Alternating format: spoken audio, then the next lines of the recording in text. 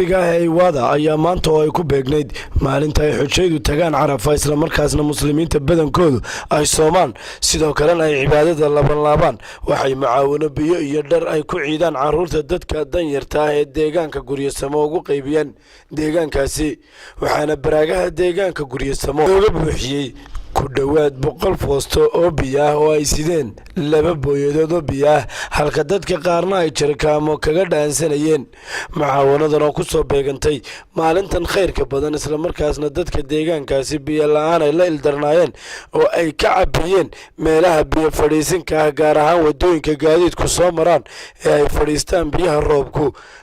ayuu ujeedadooda macaawinadani ka hadlay gudoomiyaha hay'adda Iwaada Sheekh Aadan Xasan Saciid ayay tahay maalintii Carafa la taagnaa ee magaranaysaa xajka Carafo ay weeyaan maanta halkaas aanu subaxnimo aanu isugu nimid iyadoo magaranaysaa aanu keenay 2 booyadood oo biyo oo aad arkayso dadka ilaa 170 reer baa halkan ku nool baa leeydi marka haddana waxa laale wax biyo oo meesha ay haysteen may jirin maalinta Carafo ee la ciidayo dadku ay farxsan yihiin laakiin ilaahay wuxuu magaranaysaa inuu waafajiyay inaanu halkan 2 booyadood aan ugu keeno sida aad u arkaysaan oo jirkaanadii ay ag tuban yihiin ay magaranaysaa afka kaga cabayaan magaranaysaa barakallahu fiikum waxa kale oo iyaduna raacsan oo aan magaranaysaa ilaahay inuu waafajiyay inaanu waxoogay dara oo magaranaysaa ciida carruurta lagaga farxiyo iyadana inaanu u keenay oo aanu magaranaysaa qaybin doono marka biyuhu ay dhamaadaan hadii uu magaranaysaa ilaahay subhanahu wa ta'ala marka barakallahu fiikum waxa weeyaan waxa aanu hadda ku guda jirnaa arintii magaranaysaa ciida ee magaranaysaa dadka magaranaysaa haday udxiyo tahay iyo hadii ay tahay biyo iyo haday dhar tahay ba arintaas aanu ku guda jirnaa maanta bilaabantay maanta ay magaranaysaa maalintii Carafo ay tahay barakallahu fiikum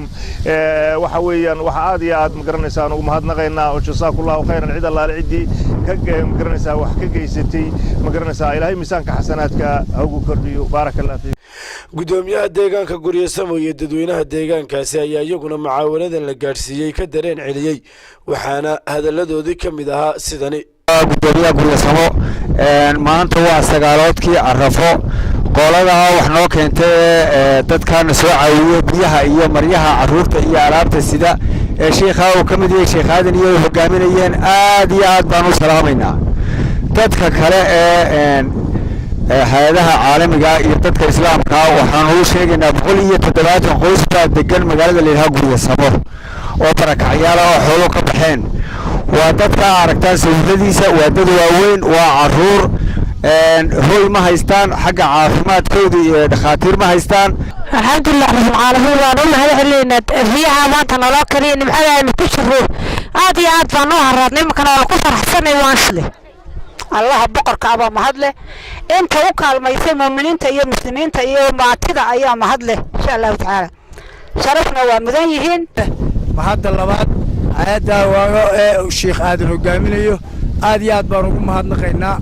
ما أنت نوكي تبيو بركي عرورته يضاي تاي مالي يا شيخ آدم هذا ووضه كوسو عويدة كبرك عياشة بقولك بشان يسقاش وأنا كاجد مني بقول يا تطبعات قيسبان ونهاي ما شاء الله عاد يا أدمان وكاجا قدومنا واد ما هتصنت هاي. والله كان اللي هو بردو بيا بركي عروضة عومة ما أنت عيد ما أنت